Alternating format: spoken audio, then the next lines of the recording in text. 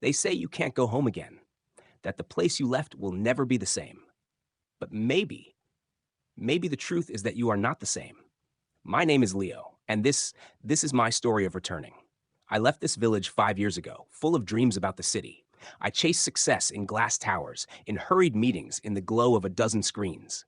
I thought I was building a future. Instead, I just burned out.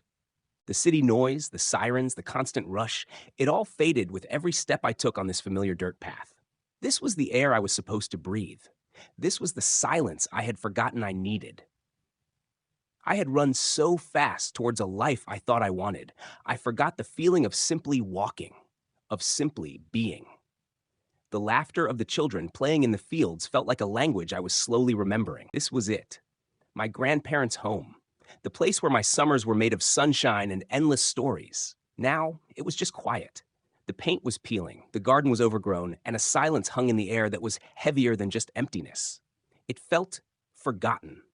And looking at it, I realized I wasn't just tired from the city. I was hollow. I had lost my connection, not just to this place, but to myself.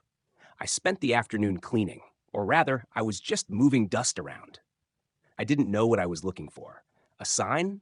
An answer? A piece of my past that still fit? I found myself on the dusty attic floor, surrounded by ghosts of laughter. And then I saw it, tucked beneath my grandfather's old work shirts, his journal. I sat on the porch as the sky turned from blue to fire. The journal wasn't just a record of weather and crops. It was a love letter. A love letter to the land, to the community, to a way of life I had been so desperate to escape. My grandfather wasn't just a farmer. He was a scientist, an artist, a philosopher. He wrote about listening to the soil, about community composting, about techniques I'd never heard of. He wrote about his dream, a dream of a village that didn't just survive, but thrived together.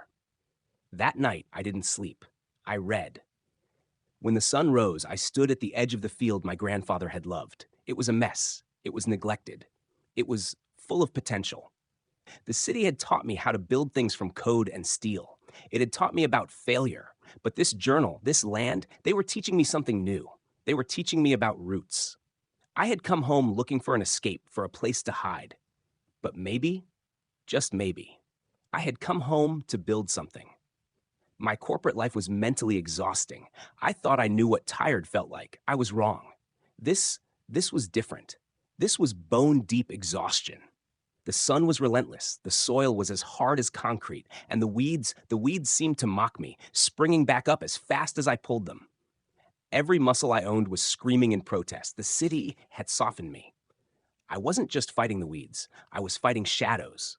The shadow of my grandfather, who had worked this land with expert hands, and the shadow of doubt cast by the entire village.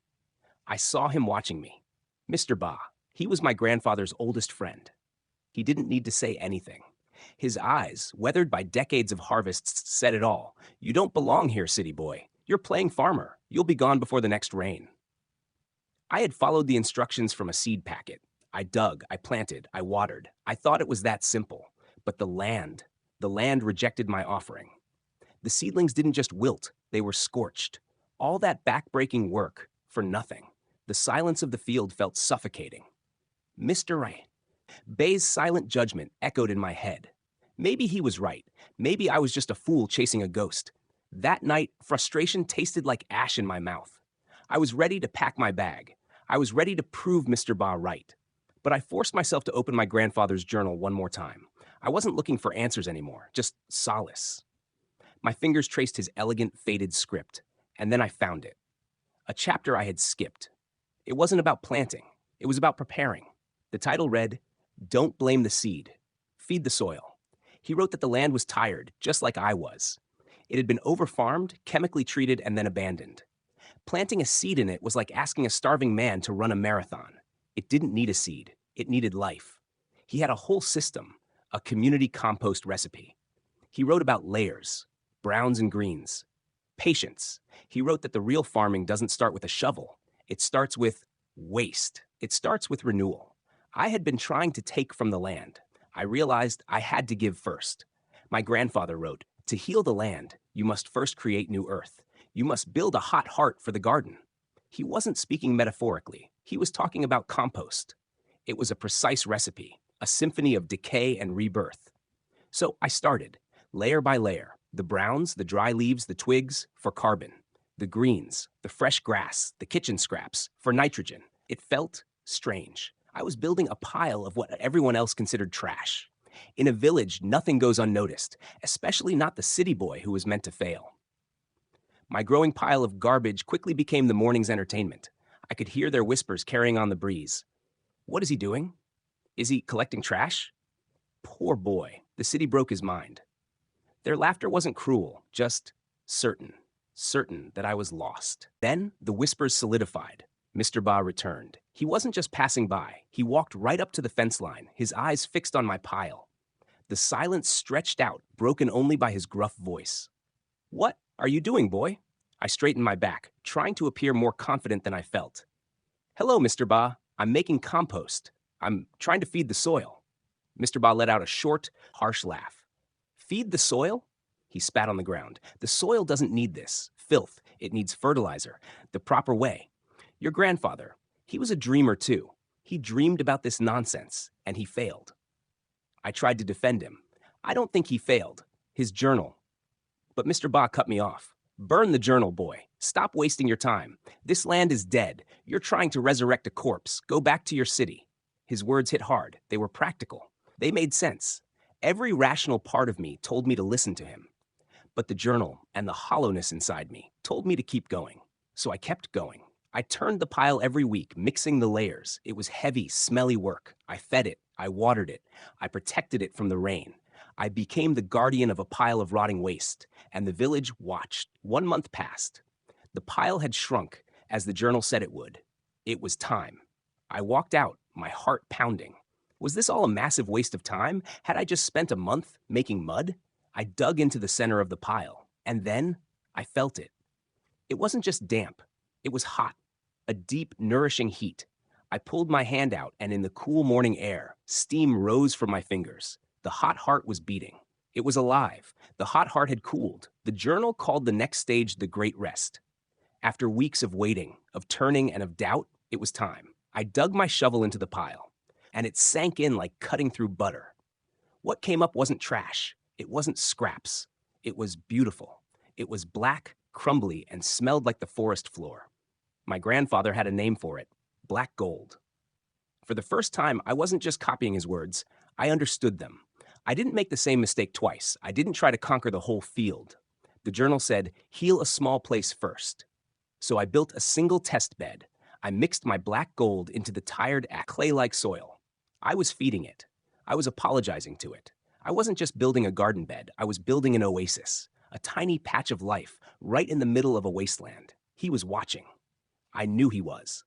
Mr. Ba was on his own land, spraying a fine blue mist of chemicals onto his crops. But he kept stopping. He could see my new garden bed. He could see the color of my soil. A farmer knows soil, even from a distance. And the soil I was working with was now the darkest, richest soil in the entire valley. He didn't wave. He didn't shout. He just watched. A week later, life erupted. Tiny, perfect green sprouts pushed through the black soil. They were strong, confident. I was watering them when a shadow fell over the bed. It was Mr. Ba. He didn't stop at the fence this time. He walked right onto my land, his feet silent on the grass. He knelt down, his knees popping, and looked at the seedlings. He looked at the soil. I held my breath. He didn't look at me. He reached out a calloused finger, a finger that had known nothing but hard dirt and chemicals for decades, and he touched the compost. He crumbled it. He crumbled it. He brought it to his nose and sniffed. His voice was low, almost a whisper. It smells. I was confused. Yes, it smells like earth. He shook his head. No, it smells like living earth. My soil hasn't smelled like this in 30 years. He finally stood up and looked me in the eye. The mockery was gone. In its place was just a deep, weary respect. Your grandfather, he talked about black gold. I told him he was crazy. I told him he was chasing the moon. We fought. My voice was quiet. I'm just following his notes. Mr. Ba nodded, then pointed at my perfect seedlings. You did the soil right, but you planted the seeds too close. They'll fight for light. They'll die. You have to thin them. And then, without another word, he knelt again. He showed me how. His rough hands became surprisingly gentle, plucking one seedling to save another. Like this. Be decisive. Don't be sentimental. I knelt beside him, and just like that, the war was over. The city boy and the old farmer, we were just two men working the land, listening to the ghosts in the soil. My first lesson hadn't come from the journal. It had come from its guardian. My garden bed became our classroom. Mr. Ba, my harshest critic, was now my reluctant teacher.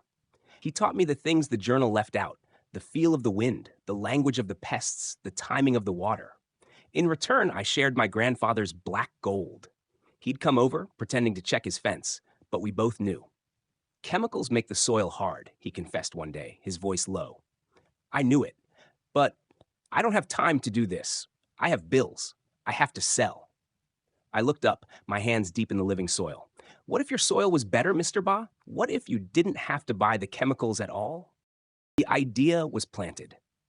We didn't try to fix his farm. We started on mine. We scaled up. We started 3 new compost piles, massive ones, the community compost my grandfather dreamed of. We became a strange sight, the old farmer and the city boy, hauling leaves, carting kitchen scraps, working side by side. The villagers stopped whispering. Now they just watched. They were curious. We weren't just building a garden. We were building a question.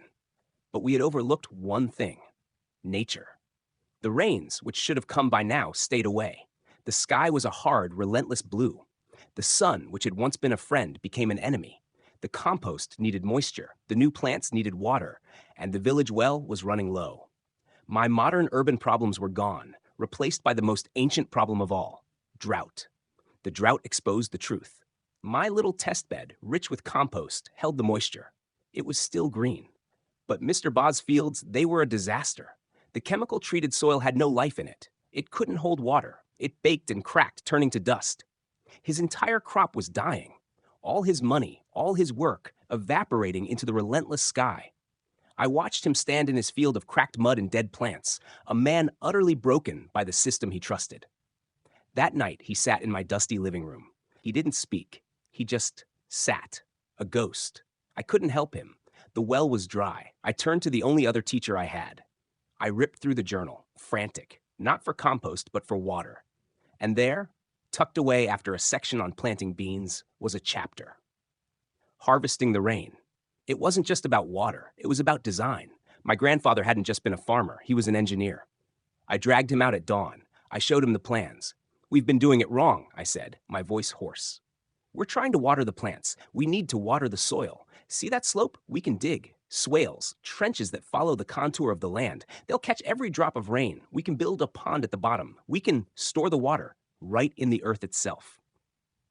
Mr. Ba looked from the drawing to the dry land to me. A flicker of something returned to his eyes. Dig? By hand? I nodded, gripping my shovel. By hand, by hoe, like you said, Mr. Ba, out with human strength. There is a fantasy about farm work, that it's noble, that it connects you to the earth. But this was just a brawl, a brutal fight against a patch of ground that didn't want to change. Every strike of the hoe sent a shockwave up my arms. My city-soft hands, which had only known keyboards, were screaming. My back felt like it would split in two. This wasn't gardening. This was war. By noon, we had barely carved a scratch into the hill, and the audience returned, but the laughter was gone. Now, their eyes held a different kind of certainty. Pity. The look you give someone who has truly lost their mind. In their world, you don't fight a drought with a shovel. You pray, you wait, or you leave. We were just two fools, digging our own graves in the dust. The pity turned to anger. A young man, Thon, whose own field was a graveyard of dust, stormed over. He wasn't whispering, he was yelling. What are you doing? Digging holes? We need real solutions. We need pumps. We need money. Not this dead man's fantasy. He kicked at the dirt near the journal. He was hurt. He was desperate, and he was lashing out at the only people doing something. Mr. Ba stepped in front of me. He faced Ten, his equal in exhaustion, his superior in age. Real solutions? His voice was gravel. I used real solutions my whole life. The chemicals, the loans, the machines. And look, he pointed to Ten's dead field. My field is dead. Your field is dead. Our soil is dead. Then he pointed to my small, vibrant green test bed. That fantasy is the only green thing left in this valley. That soil is alive. The silence stretched. Than looked at the green patch. He looked at my bleeding hands. He looked at Mr. Ba's lifetime of pain. He looked beaten, but not by us, by the drought, by the failed promises. He said nothing. He simply walked over, picked up the spare shovel I had brought, and he dug. A third strike, joining our rhythm. One man digging is a madman. Two men digging is a curiosity. Three men digging is the start of a project. By the next day, two more young men, Than's friends, showed up. Then Bahai returned, not with tea, but with a full lunch for 5. The women who whispered were now gathering rocks to line the channels. We weren't just digging a ditch. We were carving hope into the hillside. The journal wasn't about one man's dream. It was becoming a blueprint for a community's survival. The work was done. The hill was scarred. We had carved our hope into its dry skin. We had built a prayer out of earth and stone. And now, we waited. We stood there, a small, tired band of believers staring at an empty, mocking sky. The drought had lasted so long that the silence in the air felt permanent. Doubt began to creep back in. Had we just sculpted a monument to our own desperation? Sleep wouldn't come. I sat with the journal, my head on the table, defeated. Then a sound, not rain, but the wind changing. It wasn't the hot, dusty breath we had endured. It was a cool, damp slam against the shutters. I walked outside. The silence was different. It was heavy. And far away on the edge of the world, I heard it. Not a shout, not a whisper, a rumble. The sky, which had been silent for so long, was finally clearing its throat. It wasn't a gentle blessing. It was an assault. The heavens opened, and a deluge fell upon us. This wasn't the rain we prayed for. This was a flood. A torrent that, last year, would have stripped the topsoil, created landslides, and destroyed the village. The villagers ran out, yelling in the storm. Than grabbed my arm, his face pale with terror. "It's too much, Leo. It will wash everything away, all our work." But Mr. Ba wasn't scared. He was laughing, a huge, roaring laugh I had never heard.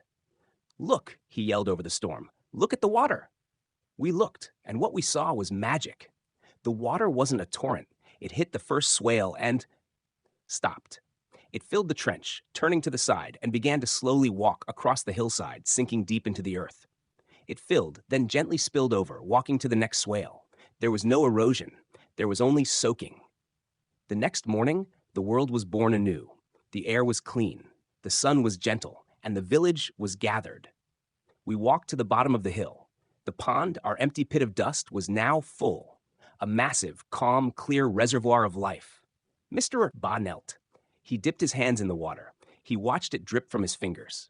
He looked at me, the old skeptic and the young fool, and he smiled. A true smile. "Your grandfather," he said, his voice thick, he was right. The rain was just the beginning. The water gave us courage. The compost gave us life. The journal gave us a plan. We didn't just rebuild my farm. We rebuilt the village. We healed the land, and in doing so, we healed ourselves. The chemicals were gone. The debt was gone. The desperation was gone. Replaced by the hard, joyful work of community. Came back to this village looking for an escape, a place to hide from my failures. I thought I was burned out, but I wasn't empty. I was just unplanted. My grandfather's journal taught me that it's okay to fail. It taught me that you don't blame the seed, you feed the soil. I realized I hadn't come home to find my roots. I had come home to plant them.